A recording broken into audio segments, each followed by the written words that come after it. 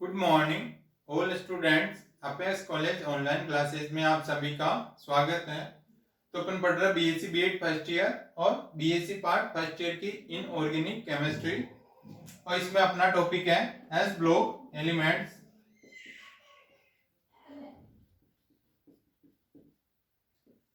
S block तत्व है या एस ब्लॉक एलिमेंट, और इसमें अपना टॉपिक चल रहा है विकर्णीय संबंध।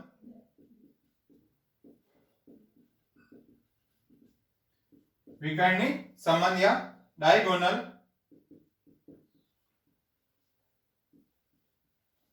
रिलेशनशिप।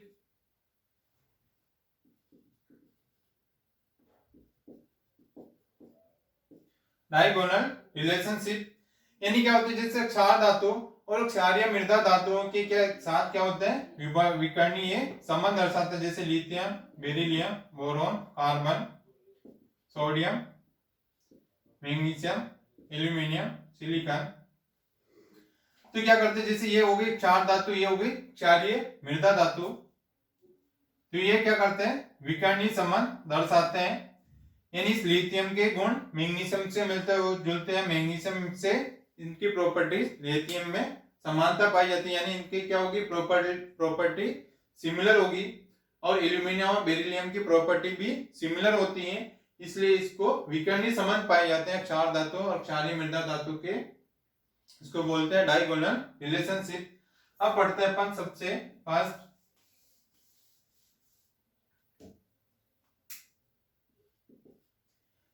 लिथियम की मैग्नीशियम के साथ समानता, यानी क्या क्या सिमिलरिटी इसमें पाई जाती है लिथियम की मैग्नीशियम के साथ। जो सबसे पहली सिमिलरिटी होती है मैग्नीशियम की भांति, यानी मैग्नीशियम की तरह मैग्नीशियम की भांति लिथियम भी एक कठोर तथा उच्च गलनांक या वो high melting point and boiling point वाला धातु है, जबकि अन्य क्षार धातु होती है, क्षार धातु क्या होती है, मुलायम होती है, और इनका एमपी व बीपी भी कम होता है।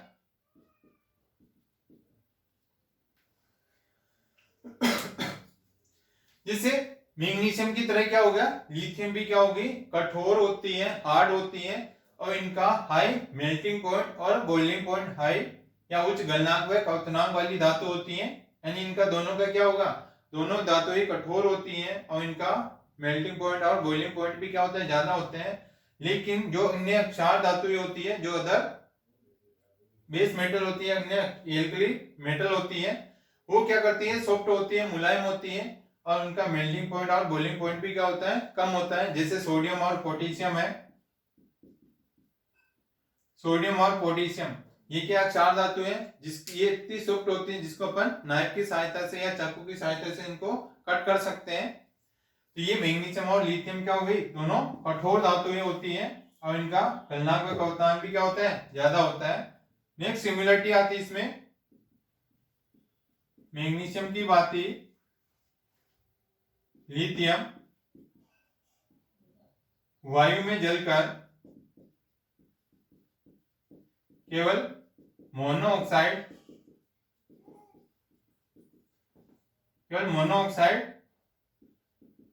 बनाते हैं, जबकि अन्य क्षार धातुएं क्या बनाएंगे, पेरोक्साइड भी बनाती है और सुपर ऑक्साइड भी बनाती है।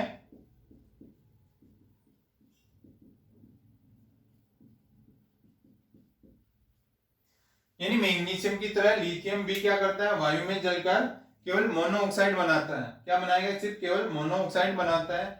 बल्कि जो अन्य क्षार धातुएं होती हैं वो क्या करती हैं, पेरोक्साइड और सुपर ऑक्साइड बनाती हैं।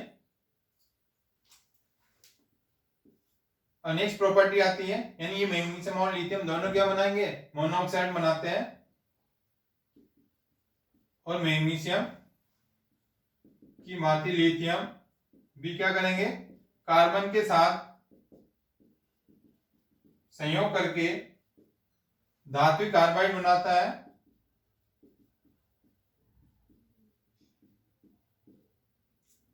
धात्विक कार्बाइड बनाता है, जबकि अन्य चार धातुओं में यह गुण नहीं पाया जाता है।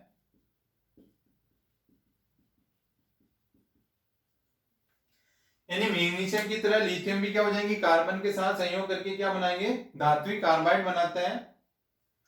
जैसे magnesium carbide, lithium carbide, carbon के साथ इनके अभिक्रिया होकर क्या बनाएंगे, कार्बाइड बनाते हैं। लेकिन जो अन्य चार धातुएं होती हैं वो उनमें ये गुण नहीं पाता, यानी ये प्रॉपर्टी नहीं पाई जाती है और वो कार्बाइड का फॉर्मेशन नहीं करते हैं। अब आती है इनकी नेक्स्ट प्रॉपर्टी,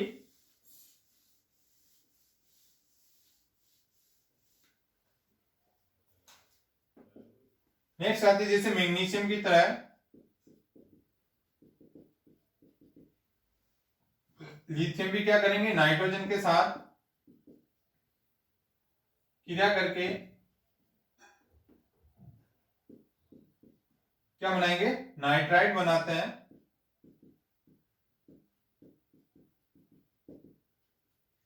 यानी मैग्नीशियम की तरह लिथियम भी क्या करेंगे, नाइट्रोजन के साथ क्रिया करके नाइट्राइड बनाते हैं। जैसे मैग्नीशियम नाइट्राइड, लिथियम नाइट्राइड, ये तो दोनों क्या बनाएंगे, दोनों नाइट्राइड बनाते हैं।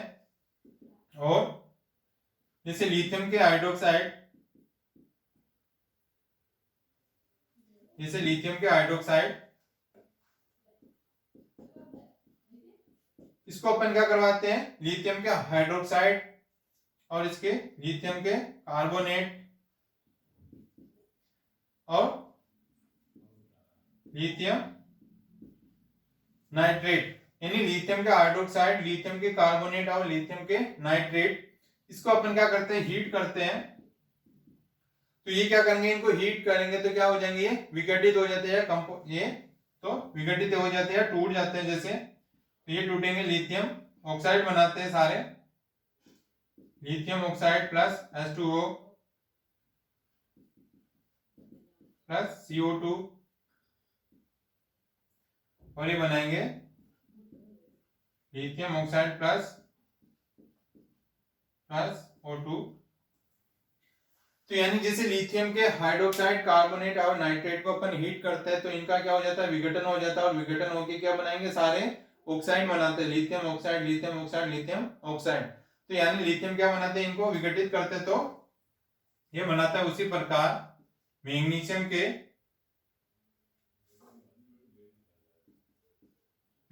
के नाइट्रेट भी, इनको भी अपन हीट करते हैं तो ये भी क्या हो जाता है, विघटित हो जाता है, और ये बनाएगा मैग्नीशियम ऑक्साइड। तो यानी लिथियम की तरह इनका भी अपन इनको गर्म करते हैं तो ये भी क्या बनाएंगे, मैग्नीशियम ऑक्साइड बनाते हैं। जैसे लिथियम ऑक्साइड बनाते हैं उसी प्रकार इनमें मैग्नीशियम ऑक्साइड भी बनता है। ये इनमें पाई जाती है लिथियम के साथ, लिथियम की मैग्नीशियम के साथ समानता। अब नेक्स्ट आती है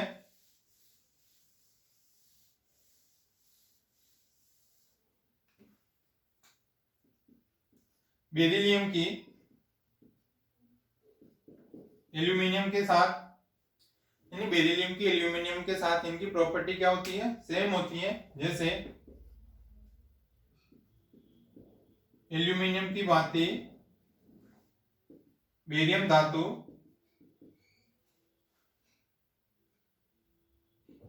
पर भी ऑक्साइड की एक रक्षित परत होती है।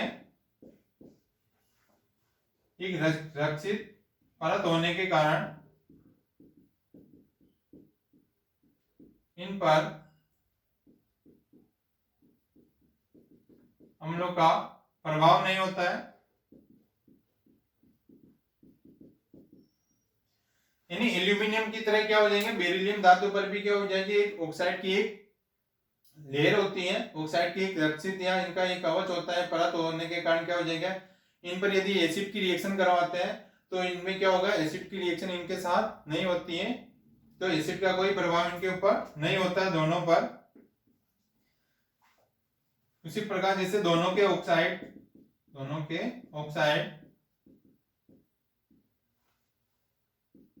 बेरियम ऑक्साइड व एल्यूमिनियम ऑक्साइड क्या होते हैं, कठोर होते हैं, यानी दोनों के ऑक्साइड क्या होते हैं, कठोर, और ये होते हैं अविलेय, इनसोल्यूबल, और इनका उच्च गलनांक वाले ठोस होते हैं। यानी जैसे दोनों के ऑक्साइड बेरियम ऑक्साइड और एल्यूमिनियम ऑक्साइड, तो इनके ऑक्साइड क्या होते हैं, हार्ड होते हैं, इनसोल्यूबल होते हैं, और इनका हाई गलनांक वाले ये सॉलिड होते हैं इनके ऑक्साइड। अब नेक्स्ट सिमिलरिटी आती है इनमें,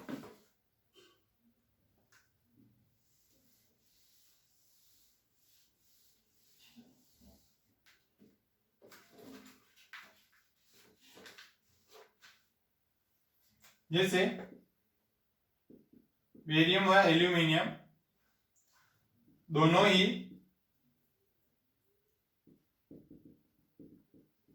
क्लोराइड के साथ क्या बनाते हैं, कॉम्प्लेक्स बनाते हैं,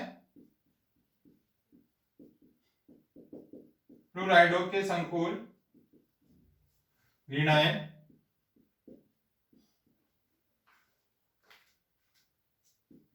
VF4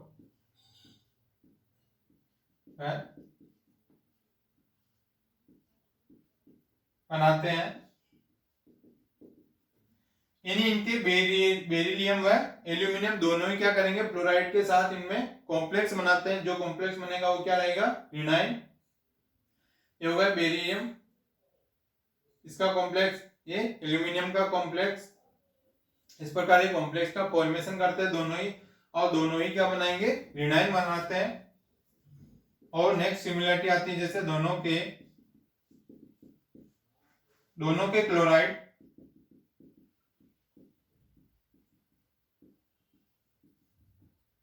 AlCl3 यानी BeCl2 अब AlCl3 क्या हो गया, सह संयोजक यौगिक होता है।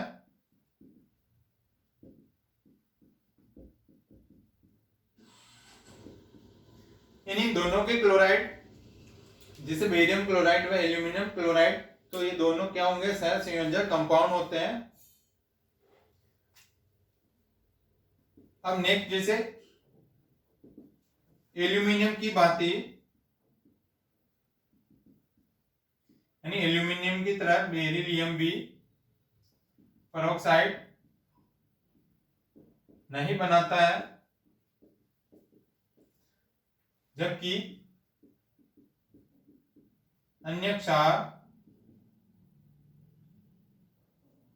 क्षारीय मृदा धातु पेरोक्साइड बनाती है। यानी एल्यूमिनियम, और ये क्या होगी, क्षारीय मृदा धातु, जैसे एल्यूमिनियम की बेरिलियम भी क्या हो जाते हैं, इसकी तरह बेरिलियम भी क्या बनाएंगे, पेरोक्साइड बनाते हैं, ये पेरोक्साइड नहीं बनाते हैं। जबकि क्या होते हैं, अन्य क्षारीय मृदा धातुएं होती है, ये सारी धातुएं क्या होगी, पेरोक्साइड बनाती है।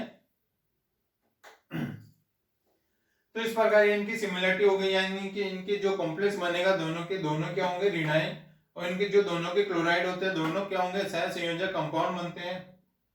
और इनके दोनों के क्या होते हैं, दोनों पेरोक्साइड नहीं बनाते हैं, और जबकि अन्य क्षारीय मृदा धातु क्या होती है, पेरोक्साइड बनाती है। अब आता है नेक्स्ट, ये तो हो गए इनमें डायगोनल रिलेशनशिप।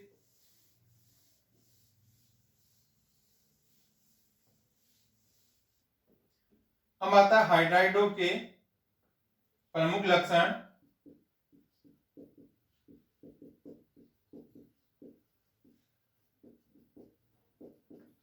हाइड्राइडो के प्रमुख लक्षण या salient feature of hydride, salient feature of hydride, हाइड्राइडो के प्रमुख लक्षण। यानी हाइड्रोजन लगभग क्या करता है, तो हाइड्रोजन लगभग सभी धात्विक व अधात्विक तत्वों के साथ संयोग करके क्या बनाता है, द्विअंगी बनाता है, द्विअंगी यौगिक बनाता है। यानी हाइड्रोजन सभी धातु के साथ, या जैसे हाइड्रोजन क्या करता है, सभी मेटल के साथ या नॉन मेटल के साथ डायरेक्ट या इनडायरेक्ट रूप से इनके साथ जुड़कर क्या बनाते हैं, द्विअंगी यौगिक बनाते हैं। तो जिनको अपन बोलेंगे, इन्हें क्या बोलेंगे, हाइड्राइड। इन्हें जैसे धातु की रिएक्शन अपन हाइड्रोजन के साथ करवा देंगे तो उनको क्या बन जाएगा, धातु हाइड्राइड, और इनको बोलेंगे हाइड्राइड बोलते हैं। यानी यदि धातु या अधातु की रिएक्शन हाइड्रोजन के साथ करवा देता है, जिससे जो कंपाउंड बनता है उसको बोलते हैं हाइड्राइड कंपाउंड। जैसे एस ब्लॉक,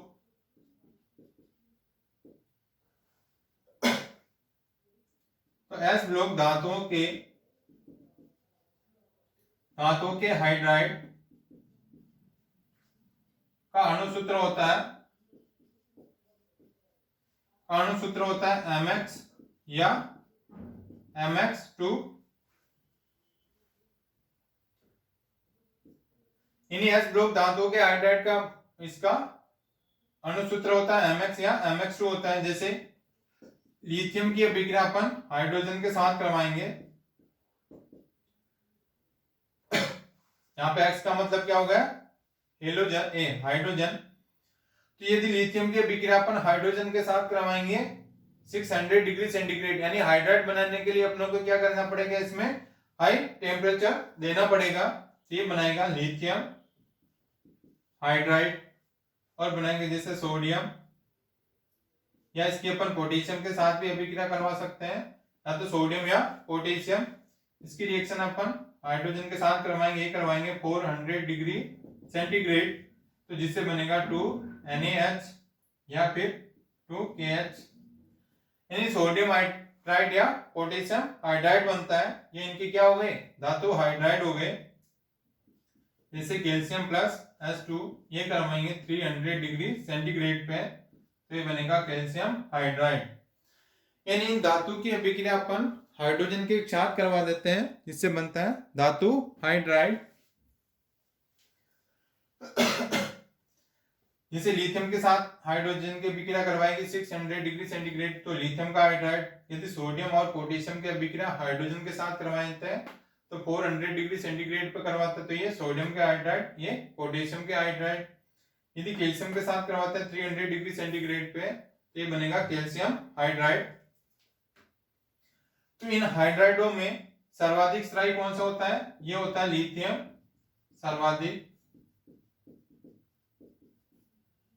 सर्वाधिक स्थायी होता है लिथियम हाइड्राइड होता है। यानी इनमें जितने भी हाइड्राइड बनते हैं इन सब में क्या हो जाएगा, सबसे ज्यादा स्थायी कौन सा होगा, लिथियम के हाइड्राइड सबसे ज्यादा स्टेबल होते हैं।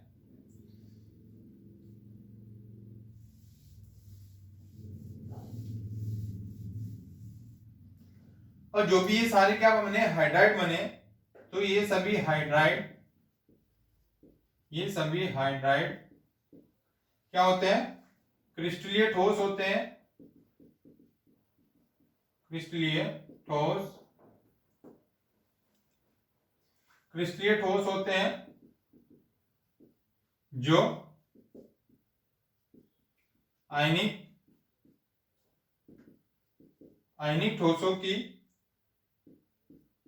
भांति क्या होते हैं, उच्च गलनांक वाले।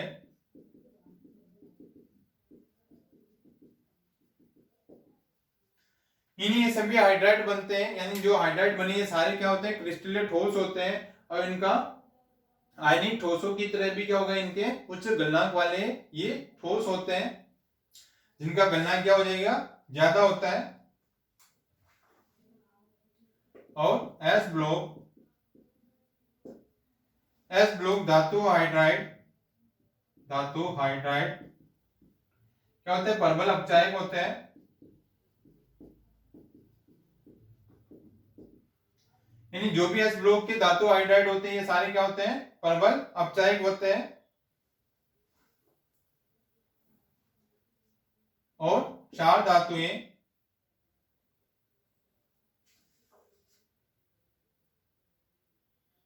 जिसे क्षार धातुएं हाइड्रोजन के साथ संयोग करके हाइड्राइड बनाती है, हाइड्राइड बनाती है। ये क्षार धातु हाइड्राइड, ये क्षार धातु हाइड्राइड लवण जैसे अथवा आयनिक प्रकृति के होते हैं।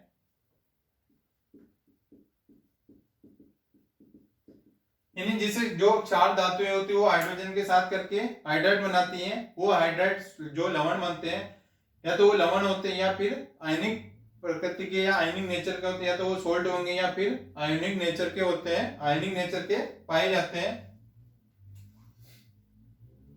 और यह M पॉजिटिव है H नेगेटिव प्रकार के होते हैं। M पॉजिटिव और H नेगेटिव प्रकार के ये होते हैं। इनमें क्या होता है, इनमें H नेगेटिव आयन होते हैं। तो इसमें क्या हो जाएंगे, जो प्रकृति को आयनिक प्रकृति हो गई, यानी जिसमें पॉजिटिव और हाइड्रोजन नेगेटिव प्रकार का होता है। तो इसमें क्या होता है, H नेगेटिव आयन भी इनमें बनते हैं। तो यदि इनका विद्युत अपघटन करवाते हैं तो इनका विद्युत अपघटन करने पर H2 गैस एनोड पर मुक्त होती है। यदि इनका क्या करते हैं, विद्युत अपघटन करवाते हैं धातु हाइड्राइड का, जिससे क्या हो जाएंगे, एनोड पर हाइड्रोजन गैस मुक्त होती है। जैसे यह धातु हाइड्राइड ये बनाएगा M पॉजिटिव और H नेगेटिव, ये बनाएगा कैथोड और ये बनाएगा एनोड पे। तो इस कैथोड के ऊपर रिएक्शन होगी, M जैसे पॉजिटिव है, ये क्या करेगा, एक इलेक्ट्रॉन ग्रहण करके ये बनाएगा। और उसी प्रकार एनोड के ऊपर ये हाइड्रोजन नेगेटिव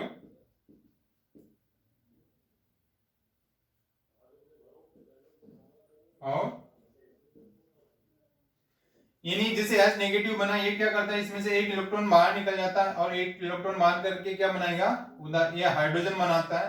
तो ये हाइड्रोजन से क्या हो जाएगी, इसमें से H2 गैस इसमें से बाहर निकल जाती है। इस प्रकार एनोड के ऊपर क्या करता है, इसमें H2 गैस या हाइड्रोजन गैस निकलती है।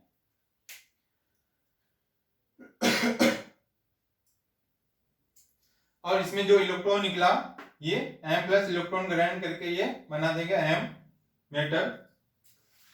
ये हो गए इनके, और ये सारे इनके हाइड्राइड होते हैं।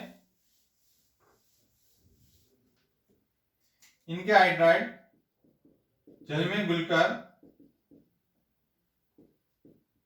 घुलकर क्या बनाते हैं, H2 गैस मुक्त करते हैं। जैसे लिथियम हाइड्राइड का यदि अपन जल में घोल देते हैं तो ये बनेगा लिथियम हाइड्रोक्साइड प्लस H2। उसी प्रकार कैल्शियम हाइड्राइड है, तो ये बनाएगा कैल्शियम हाइड्रोक्साइड प्लस H2। तो ये क्या करते हैं, यदि इनको धातु हाइड्राइड को यदि जल में घोल दिया जाता है तो ये क्या बनाते हैं, हाइड्रोजन गैस को ये मुक्त करते हैं। इस प्रकार ये होते हैं धातु हाइड्राइडों के प्रमुख लक्षण। इन्हीं धातु हाइड्राइड है, चार धातु क्षारीय मृदा धातु को जो जल में घोलने पर क्या हाइड्रोजन गैस को रिलीज करते हैं। अब अपन नेक्स्ट टॉपिक नेक्स्ट क्लास में डिस्कस करेंगे इसका। ओके।